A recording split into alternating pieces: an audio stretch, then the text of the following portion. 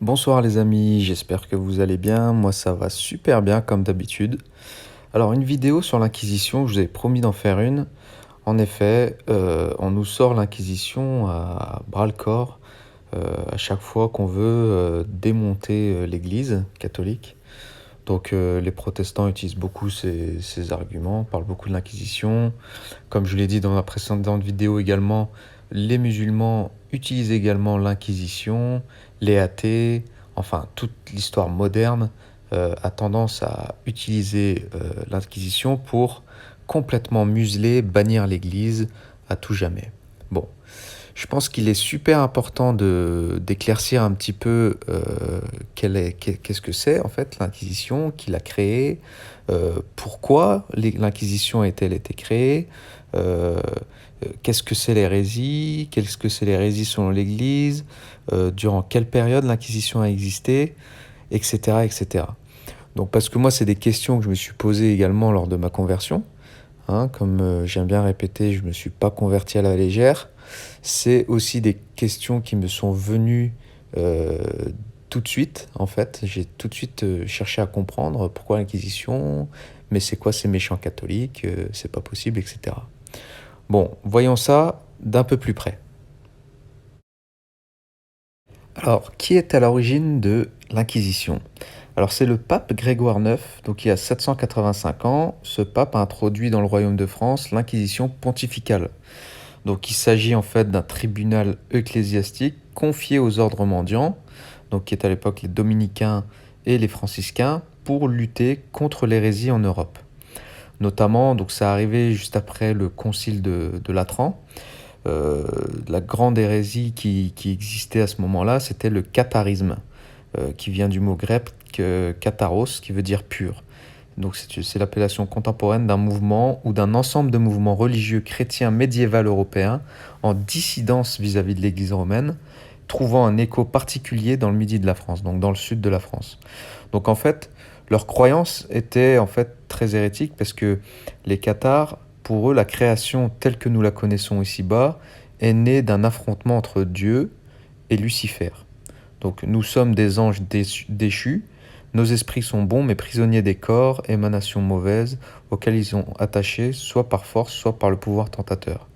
Donc en fait, les cathares croient en ce qu'on appelle en la métempsychose. Donc quand un corps meurt, l'esprit peut renaître sous une nouvelle peau de chair, animale par exemple. Donc c'est la réincarnation. Donc c'est la raison pour laquelle ils sont végétariens également, et à la fin des temps, pourtant tous les esprits seront libérés de leur prison corporelle et sauvés. Donc c'était une grande hérésie, et voici une des raisons pour laquelle le tribunal ecclésiastique a été mis en place. Alors ce point, il est très très très important. Pourquoi l'Inquisition? Alors, l'Inquisition a été rendue possible par la conjonction de plusieurs idées. D'un côté, la notion d'hérésie ou d'erreur religieuse, d'une part, et la notion de devoir religieux d'État, d'autre part. Donc, si l'Église avait connu une période de calme relatif après le IXe siècle, les hérésies connaissent un nouveau développement au XIe et XIIe siècle. Le plus souvent, c'était en suivant les routes de pèlerinage. Donc des études locales ont en effet montré que les hérésies se répandent souvent par ce biais, donc par le bouche à oreille. Donc les pèlerins discutent entre eux et avec les villageois lors de leurs étapes, propageant ainsi des questions et des réponses en dehors du pouvoir régulateur de la paroisse. Au Haut Moyen Âge, l'hérétique est comme un lépreux qu'il faut éloigner du corps saint des fidèles par l'excommunication, puis par l'exil ou la confiscation des biens. Alors en fait, il faut se remettre dans le contexte de l'époque, à savoir l'État était catholique, donc l'État était également garant du salut des âmes. Donc lorsqu'on est catholique, on est convaincu que c'est la seule vraie foi et c'est ce qui nous mène au paradis. Voilà. Or, lorsque quelqu'un dit des hérésies, eh bien, il diffuse en fait un poison spirituel qui peut mener en enfer. Donc c'était quelque chose qui était vraiment très très important et pris très au sérieux. Et donc là, on peut lire un extrait qui dit que tout accident spirituel semble dans ce contexte plus grave qu'un accident physique. Sous bien des rapports, l'Inquisition fut la réaction de défense d'une société pour laquelle, à tort ou à raison, la préservation de la foi semblait aussi importante que de nos jours celle de la santé physique. En effet, d'ailleurs, comme nous l'a dit notre Seigneur Jésus-Christ, n'ayez pas crainte de ceux qui vous prennent le corps, mais ayez plutôt crainte de ceux qui condamnent votre âme. Et de ce point de vue-là, on en parlera à la fin de la vidéo, les différentes doctrines, les différentes pensées qui circulent dans nos sociétés modernes sont pour la plupart de grands poisons spirituels pour notre âme. Alors, l'inquisition, c'est le mode de procédure consistant en une enquête, inquisition menée par le juge qui interrogeait des témoins obligés par serment de dire la vérité sur eux-mêmes et sur les autres. Donc, les procès d'inquisition étaient très sérieux. Il n'était pas question de traquer les hérétiques à la légère et de tuer injustement ou de condamner injustement des hommes qui pourraient être innocents ou condamnés ou qui ont été dénoncés injustement. Donc il y avait un vrai procès qui était mis en place. Il y avait des avocats également qui défendaient les hérétiques. Et bien sûr, il y avait parfois jusqu'à une centaine de religieux de plusieurs ordres qui s'occupaient de ces procès-là. Et il y avait un inquisiteur qui était en charge d'avoir le rôle de juge. Et c'était ensuite, très souvent, en fait, c'était le rôle ensuite de l'empereur ou du roi de faire exécuter les sentences qui étaient données. Donc c'était vraiment, on est là donc dans des États catholiques et donc on traitait les hérétiques comme on traiterait aujourd'hui un assassin pour lequel on condamnerait à telle ou telle peine de prison ou pire à la condamnation à mort. Donc qu'est-ce que c'est l'hérésie ? Eh bien, ce sont des idées, des opinions, des pratiques qui s'opposent aux idées et aux opinions généralement admises. Donc une hérésie, elle peut être scientifique, elle peut être religieuse, etc. etc. Hein, vous pouvez voir quelqu'un peut dire, voilà, 1 plus 1 égale 3. Bon c'est une hérésie scientifique. Donc c'est aussi une manière d'agir jugée aberrante, contraire au bon sens et aux usages. Donc qui professe ou soutient une hérésie religieuse par opposition à orthodoxe, donc l'orthodoxie qui est donc ce qui est préservé, enfin ce qui est de la tradition, ce qui est usuel de croire. Donc qui professe ou soutient des opinions contraires à celles qui sont généralement considérées comme vraies ou justes dans un groupe déterminé, donc là en l'occurrence les catholiques. Alors d'un point de vue de l'Église catholique, soyons un peu plus précis, donc d'après le catéchisme de l'Église catholique, l'hérésie est la négation obstinée après la réception du baptême d'une vérité qui doit être crue de foi divine et catholique, ou bien le doute obstiné sur cette vérité. Donc l'hérésie contrevient au premier commandement qui est « Tu adoreras le Seigneur ton Dieu et tu le serviras ». Je rappelle que il y a des piliers dans le christianisme. Tout catholique sait ou devrait savoir que l'adhésion de foi repose sur 3 piliers, à savoir la grâce, la volonté libre et la raison. Il faut rappeler également que l'Église est un corps, donc c'est un corps mystique également, tourné vers l'extérieur pour entrer en relation avec tous ceux qui nous entourent et avec le monde matériel. Donc c'est un corps qui est unifié, mais formé de différents membres, chacun ayant sa fonction. De même dans l'Église, chacun peut trouver sa place. Il y a des responsables de communauté, il y a des enseignants de la foi, il y a des services des plus pauvres, il y a les visites des isolés, les travaux matériels, célébrations, des finances, etc. etc. Donc l'Église, vraiment, est une grande famille dans laquelle tout le monde, en fait, a sa responsabilité et dans laquelle, en fait, nous sommes tous unis dans la même croyance et les mêmes dogmes. C'est d'ailleurs ce qui sépare de toutes les sectes et de toutes les hérésies qui existent. Vous prenez par exemple dans le protestantisme, ils sont divisés en 50 000 églises, c'est la guerre éternelle entre eux, à savoir qui a la vérité, etc. Dans l'islam, c'est pareil. Il n'y a personne, il n'y a aucun clergé qui permet de dire comment il faut interpréter le Coran. Chacun interprète le Coran comme il veut. Vous allez dans une mosquée, vous entendez une prêche, vous en allez dans une autre, vous en entendez une autre. Vous avez des islamistes qui pratiquent les préceptes du Coran et des hadiths. Bon, bah, ils s'explosent, ils tuent, ils pillent, etc. Bon, bah, personne ne va venir leur dire qu'ils n'ont rien compris à l'islam ou quoi que ce soit. Voilà, chacun fait ce qu'il veut. C'est vraiment comme ça qu'on reconnaît les hérésies, parce qu'elles prennent mille chemins. La vérité n'en a qu'un seul, et c'est bien sûr l'Église catholique, qui est la seule Église, qui est le seul instrument de salut pour, pour, pour le salut de notre âme. Donc, comme je l'ai dit, l'Église est une famille. Elle est close sur elle-même parce que tous ses membres vivent spirituellement d'éléments communs. Même s'il y a entre eux des différences, il y a une égalité. Saint Paul l'exprime ainsi. Vous tous qui avez été baptisés en Jésus-Christ, vous avez revêtu le Christ. Il n'y a plus ni juif ni grec, il n'y a plus l'homme et la femme, car tous vous n'êtes qu'un en Jésus-Christ. Donc on est tous dans le corps mystique du Christ.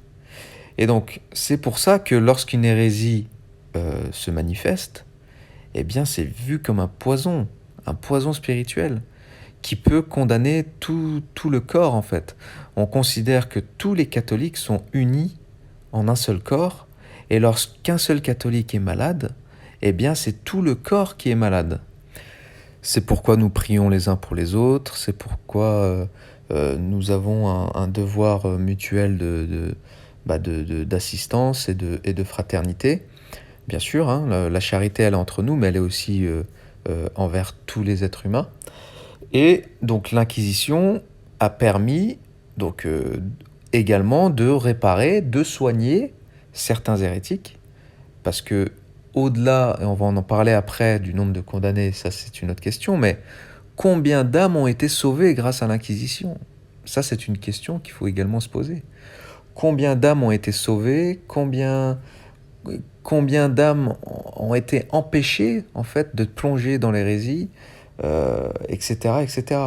Donc lorsqu'un catholique croit sincèrement en sa foi, lorsqu'un empereur est déterminé et a à cœur le salut des âmes, il fait très très très attention à ça.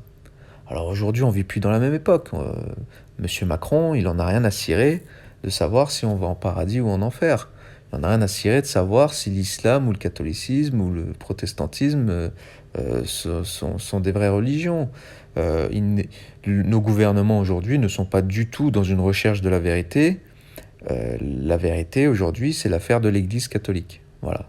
Hein, la vérité sur les mœurs, sur la foi, c'est l'Église catholique qui les dicte. Ce n'est plus l'État. Malheureusement, ce n'est plus l'État.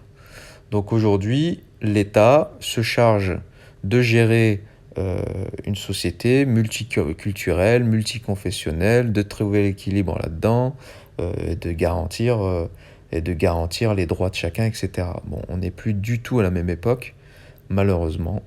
Et donc voilà, il faut quand même remettre les choses dans leur contexte. Alors, quelle était la période? Donc, l'Inquisition a été créée au début du XIIIe siècle en France pour empêcher la diffusion de dogmes différents, donc comme on l'a dit tout à l'heure, et principalement, c'était celui des cathares et des vaudois. Donc, cette Inquisition médiévale a duré jusqu'au XIVe siècle. Qui étaient les victimes? Donc, l'Inquisition concerne les individus considérés comme déviants par l'Église, à savoir, il y avait les mystiques, les sorciers, les homosexuels, les bigames, les auteurs d'adultère, les zoophiles, ou encore toute personne qui pouvait être dénoncée. Donc l'institution a été abolie hors des États papaux au début du XIXe siècle, après les guerres napoléoniennes. Alors il y a des éléments très précis qu'il faut donner. L'Inquisition, donc c'est une juridiction spécialisée, autrement dit un tribunal, créé au XIIIe siècle par l'Église catholique et relevant du droit canonique. Donc le droit canonique d'ailleurs c'est quelque chose d'assez incroyable et de très complet qui également a été beaucoup inspiré dans nos civilisations modernes et tellement la structure de l'Église était forte et mère de civilisation. Donc, le but était de combattre l'hérésie en faisant appliquer aux catholiques qui ne respectaient pas les dogmes des peines variant de simples peines spirituelles, ça pouvait être des prières, des pénitences, à des amendes lorsque l'hérésie n'était pas établie, et de la confiscation de tous les biens jusqu'à la peine de mort pour les apostats relapses. Alors, les apostats relapses, c'est ceux qui ont dit qu'ils arrêtaient d'être hérétiques et qui sont quand même revenus dans leur hérésie. Hein. Ce sont ceux qui ont décidé de quitter l'Église, mais qui sont revenus après dans leurs hérésies. Donc, combattant les hérésies, l'Inquisition ne pouvait condamner que des catholiques. Donc ça, c'est très important de le dire. L'Église catholique n'a condamné que des catholiques. Il était hors de question de condamner des apostats. Par exemple, la personne qui disait je crois plus en Jésus, je ne crois plus en Dieu, je ne crois plus en l'Église. Cette personne-là, il quittait le corps mystique et il n'y avait pas lieu de le condamner. Il n'y avait pas lieu non plus de condamner des gens qui n'étaient pas catholiques, des païens qui étaient païens et qui n'ont pas reçu le baptême. Donc là, c'est clairement pareil. Ils font pas partie du corps, ils n'ont pas décidé librement par le baptême d'intégrer le corps du Christ. Et donc dans ce cas, on ne leur faisait rien, ces gens-là. Donc, bien que la peine de mort puisse être prononcée, elle ne l'a été que très rarement, et on estime à 3000 le nombre de peines de mort prononcées par l'Inquisition durant 5 siècles d'existence à travers l'Europe. 5 siècles, 3000 morts. Alors, chaque mort sont graves, bien sûr, hein, je vais pas dire le contraire, mais donc voilà, il faut relativiser en fait. Il faut relativiser. Je ferai une vidéo sur la liste des massacres de l'islam du début jusqu'à aujourd'hui. C'est des millions et des millions et des millions de massacres, de pillages, de réduction en esclavage, de meurtres de non-musulmans, de meurtres entre musulmans, des guerres civiles, des harems, esclavage sexuel, et j'en passe et j'en passe. Donc lorsque les musulmans prennent l'Inquisition comme étant un argument pour justifier le djihad et tous les massacres faits au nom de l'islam, eh bien écoutez, moi ça me donne envie de vomir. Voilà, ça me donne envie de vomir. Je rappelle que la foi catholique, ce n'est pas la Bible qui l'enseigne, c'est l'Église avec son catéchisme, son magistère qui enseigne la foi. Lorsque l'on demande le baptême, on demande également la foi à l'Église. Donc, les musulmans qui parlent de l'Inquisition, qui parlent des récits de la Bible, de l'Ancien Testament dans lequel il y a des guerres, etc., et qui nous disent, regardez, votre Bible, c'est la guerre, etc., on arrête tout, là. On arrête tout, on ne croit pas à la légère. Être catholique, c'est une religion de performeurs, c'est une religion qui pousse à la sainteté. Ce n'est pas du tout quelque chose, une religion qui fait n'importe quoi et qui demande n'importe quoi à ses fidèles. C'est très cadré, c'est très normé, c'est très sérieux. Voilà. Être catholique, c'est être très sérieux avec la foi, c'est ne pas croire à la légère, encore une fois. Donc voilà, oui, il y a des récits dans l'Ancien Testament où il y a des guerres, mais ce qu'enseigne l'Église catholique, c'est ce qui fait notre dogme. C'est pas n'importe qui peut lire, interpréter la Bible chez nous. Il y a des pères et des docteurs de l'Église qui l'ont fait à travers les siècles, et c'est à la lumière de ces pères et de ces docteurs que l'on enseigne. Donc voilà, c'est très important parce que, notamment à cause du protestantisme, qui sont des idolâtres de la Bible, qui ont pris notre Seigneur Jésus-Christ pour un distributeur de Bible, ils se font castagner par les musulmans qui leur racontent que regarde dans ta Bible, regarde ceci, regarde cela. Et voilà. Tant pis pour les protestants, ils avaient qu'à rester catholiques. Voilà. Alors on continue sur l'Inquisition. Donc dans l'histoire, il y a eu plusieurs juridictions spécialisées de ce type. Donc il est possible d'en distinguer 3 différentes inquisitions qui font l'objet d'articles séparés. Donc il y a eu l'inquisition médiévale qui a été introduite devant les tribunaux ecclésiastiques par le pape Grégoire IX, comme je l'ai cité tout à l'heure. Il y a eu l'inquisition espagnole, inféodée à la couronne d'Espagne fondée en 1478 et supprimée en 1834, et l'Inquisition portugaise, inféodée à celle du Portugal, lesquelles opéraient aussi dans les colonies de ces pays. Donc notamment dans l'Inquisition espagnole, ce qu'il faut savoir, on était aussi en pleine période de la Reconquista, lorsque pour arrêter enfin, et Dieu merci, le massacre des musulmans qui ont été chassés de l'Espagne, parce que malheureusement l'islam, pour chasser l'islam ne répond que par la force. Dieu merci, aujourd'hui ils sont militairement beaucoup plus faibles que les Occidentaux, donc ils sont obligés d'utiliser des pétrodollars pour nous envahir, pour financer des mosquées, mais c'est toujours un rapport de force, qu'il soit physique, lorsqu'ils sont militairement plus forts, ou alors aujourd'hui il est financier, pour pouvoir insidieusement islamiser le monde et métastaser sur toute la planète, à coup de financement de mosquées, à coup de financement de centres culturels, etc., etc. Donc voilà, l'islam n'a répondu qu'à la force. La Reconquista a fait en sorte de chasser l'islam de l'Espagne, qui a été salement envahi par les musulmans, il faut dire ce qu'il en est. Ils sont bien occupés de notre cas chez les Berbères, et malheureusement se sont aussi occupés du cas des Espagnols. Et bien sûr, si la Reconquista n'avait pas eu lieu, eh bien, nous serions peut-être tous musulmans finalement aujourd'hui. Toute l'Europe serait peut-être musulmane.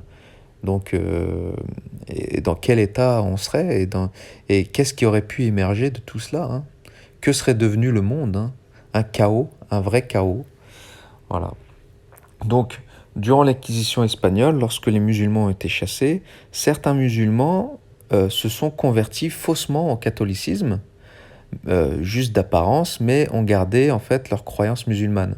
Des juifs aussi qui ont été chassés de l'Espagne lors de la Reconquista faisaient aussi mine d'être devenus catholiques, donc étaient baptisés, mais continuaient en fait à pratiquer le judaïsme. Donc bien sûr, ces gens-là étaient des hérétiques et étaient aussi condamnés pour hérésie par le tribunal d'Inquisition. Ce n'était pas le cas des musulmans qui sont restés musulmans, ou des juifs qui sont restés juifs, ou des autres, des païens, etc. Donc c'est toujours des catholiques qui sont condamnés ou jugés. Voilà.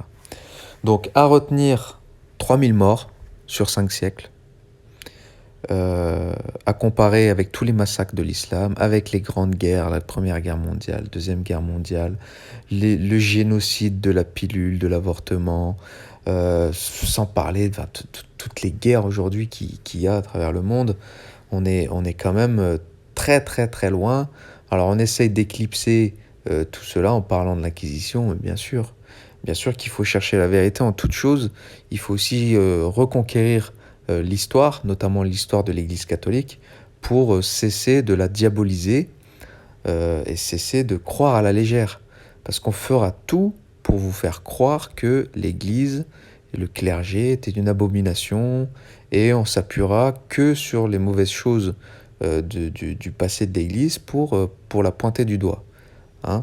Donc mettez les feux anti-brouillard, rétablissez la vérité dans les choses, cherchez la vérité par vous-même. Mes amis musulmans, voilà, l'Église catholique, elle ne condamne pas les apostats. Moi, si je quitte aujourd'hui l'Église catholique, les gens prieront pour moi et ils seront tristes pour moi. Voilà. Par contre, l'islam, moi, me condamne à mort. Je suis obligé de faire des vidéos en anonyme. L'inquisition musulmane, elle est quotidienne. Les musulmans se traquent entre eux, ils traquent les apostats eux-mêmes. Il n'y a même pas besoin d'inquisiteurs pour ça. Ils ont tué pendant des siècles tous ceux qui n'étaient pas d'accord avec eux. Même entre eux, ils se sont massacrés. Et ils continuent de se massacrer entre sunnites, chiites, soufis, etc., etc., les coranistes, aujourd'hui les modernistes, les réformistes, les frères musulmans, ceci, cela. un grand, grand, grand cinéma, cette religion. C'est du n'importe quoi, une vraie n'importe quoi. Comment voulez-vous que je respecte cet islam qui me condamne à mort et qui demande à ma femme de divorcer? Voilà. Hein, cessez de croire à ça, mes amis musulmans. Franchement, respectez-vous. Renseignez-vous sur l'Église, sur ce en quoi croient les catholiques. Voilà, renseignez-vous, lisez le catéchisme, soyez curieux, ouverts d'esprit, vous avez le droit de réfléchir. Et mes amis protestants également, je vous invite franchement à faire la paix, hein, avec l'Église catholique, et vous armer comme il faut pour faire de l'escalade avec un harnais. Hein, le harnais, c'est l'Église catholique, hein, qui donne tous les sacrements, qui permet qui permet d'avoir les meilleures chances, et les meilleurs outils pour le salut de notre âme. Voilà. Alors je terminerai par dire que, écoutez, aujourd'hui, on vit dans une époque moderniste, castratrice, où la pensée unique est la seule, donc où l'inquisition est quotidienne en fait finalement, hein. Si on ne pense pas comme il faut, hein, regardez, hein, l'islamophobie, on n'a pas le droit de critiquer l'islam, attention, on est déjà dhimmi, hein, comme je vous l'ai déjà dit, on est des dhimmis déjà, on est déjà des dhimmis. Ça commence comme ça, hein, l'islamisation de force, c'est comme ça, on n'a pas le droit de blasphémer l'islam. Je vous ferai une vidéo avec la liste de tous les massacres. Mais vous allez halluciner, il y en a pour une demi-heure de vidéo, rien que pour voir la liste de toutes les dates par rapport à ça. Aujourd'hui, la bien-pensance, hein, de la pensée unique nous pousse à tous réfléchir de la même manière. Il faut être gentil, il faut plus dire la vérité. On a travesti la charité. Et donc, vous inquiétez pas, aujourd'hui, hein, les médias, le gouvernement, plusieurs institutions bien corrompues font la traque, hein, font la traque de ceux qui pensent pas comme il faut, de ceux qui critiquent ceux qu'il ne faut pas. Et bien sûr, on a masqué la vérité et mis sur le piédestal le mensonge. Voilà, le mensonge de l'humanisme, de la fausse charité, de l'islam qui est financé, qui est voulu, qui est propagé, de la franc-maçonnerie, de la pensée, voilà, de la pensée franc-maçonnique, des lumières, des lumières. Eh bien, c'est plutôt les grands ténèbres. Et donc, concentrons-nous sur notre foi, sur notre Seigneur Jésus-Christ qui nous a promis que si on le suit, on aurait droit à notre récompense. Et comme il n'a jamais menti, eh bien, il faut le croire. Il nous a dit qu'on n'est pas de ce monde. Et si nous étions de ce monde, le monde nous aimerait. Et donc, soyons heureux de ne pas être aimés de ce monde, ce qui confirme en fait que nous sommes sur la bonne voie. Voilà, continuons à nager à contre-courant, continuons à prier pour le salut de notre âme, pour la conversion de toutes et tous, et pour le salut de la France. Parce que je ne crois pas en la politique, je crois surtout qu'il faut retrouver le bon Dieu dans notre âme, dans la société, et tout le reste coulera de source. À très bientôt mes frères et sœurs, soyez toutes et tous bénis. Au revoir.